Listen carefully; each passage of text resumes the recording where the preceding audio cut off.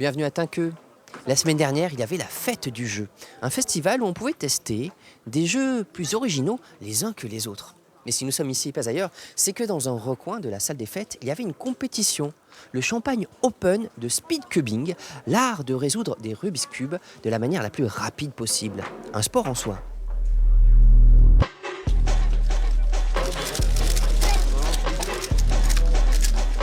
C'est un monde parallèle comme les échecs. Un jeu de rapidité qui fait chauffer les méninges. Ils étaient une centaine venus de toute la France et d'ailleurs se mesuraient au chronomètre. Comme Jules Desjardins, étudiant à Polytechnique. Qu'est-ce qui vous plaît, vous, dans le speedcubing ? Je sais pas trop, je sais pas, ça détend, ça occupe un peu les doigts pendant qu'on fait autre chose et c'est la recherche de la vitesse, je sais pas, on peut toujours s'améliorer, donc c'est un peu l'esprit de compétition aussi. Pour l'instant, quelle est votre meilleure performance ? En officiel, ma meilleure moyenne, elle est à 8,48 et mon meilleur temps, il est à 6,74. Le Rubik's Cube est né en 1974, inventé par un professeur d'architecture hongrois, Ernő Rubik. Premier succès dans les années 80, mais depuis quelques années, c'est devenu une folie. Il fait fureur chez les plus jeunes. Je crois que c'est devenu une mode en fait dans les cours de récréation. Beaucoup de collégiens, même dans les écoles primaires, il y en a beaucoup qui s'y mettent. Et du coup, ça nous amène beaucoup de nouveaux compétiteurs. Il y a aussi l'effet YouTube en fait. Quelle méthode de speedcubing choisir ? La toile grouille d'astuces pour résoudre les cubes multicolores.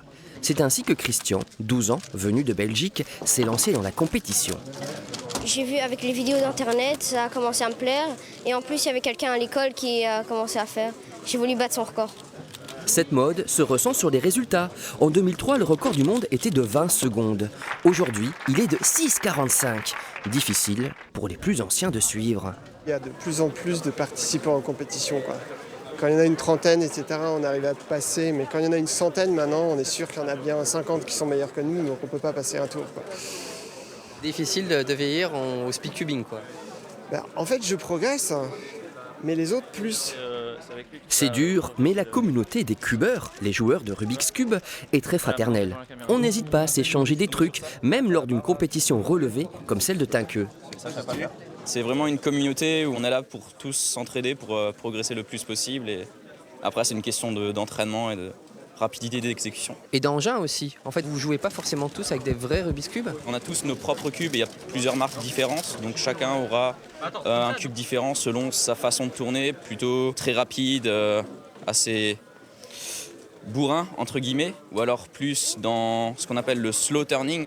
L'évolution des cubes explique aussi la progression des performances. Des cubes dont certains prennent grand soin. Je suis choqué, je vois une seringue et y aurait-il du dopage dans le speedcubing ? Non, c'est simplement une petite seringue avec du lubrifiant à l'intérieur qui permet d'améliorer les capacités du cube. À partir du moment où on arrive à un niveau plus élevé, le moins petit détail est tout de suite plus important. Donc on a tendance à utiliser différents produits à l'intérieur pour améliorer. L'épreuve reine du speedcubing, c'est le 3-3, avec le plus répandu des Rubik's Cube. Il faut en résoudre 5, le jury ne prenant pas en compte le plus rapide ni le plus lent des 5 temps. Il faut donc être rapide et régulier. À ce jeu, c'est Alexandre Carlier de Poitiers qui a gagné. Alexandre, 19 ans, déjà triple champion de France de la discipline. Alexandre, t'as gagné, l'épreuve est finie, mais tu continues toujours à avoir ton cube à la main ? Ouais, c'est vrai que c'est un entraînement depuis plusieurs années. J'en fais à peu près tous les jours. Disons que oui, j'en ai toujours un dans les mains. Dans quelles ressources tu puises pour arriver à être aussi rapide ? En fait, le cube, à ce niveau-là, c'est surtout de la persévérance pour arriver à apprendre des formules et à gagner du temps. Et c'est surtout de l'anticipation, en fait. Dans le speedcubing, il y a les sprinters. Toi, tu serais un peu un coureur de fond en quelque sorte et tu as battu un record français ce week-end. Est-ce que tu peux nous expliquer en quoi il a consisté ? Alors c'est une épreuve très spéciale. En fait, le principe c'est de mémoriser plusieurs cubes et de tous les résoudre mais à l'aveugle. Personnellement, j'en ai résolu 12 sur 13. En 54 minutes, c'est ça ? C'est ça. Comment c'est possible ça ? C'est une méthode spéciale. Souvent on peut penser que je mémorise les couleurs en fait des cubes, mais surtout je donne des lettres à chaque pièce du cube et je mémoriserai des suites de lettres en fait. Ça y est, je suis prêt Enzo. Oh là là, mais comment font-ils ?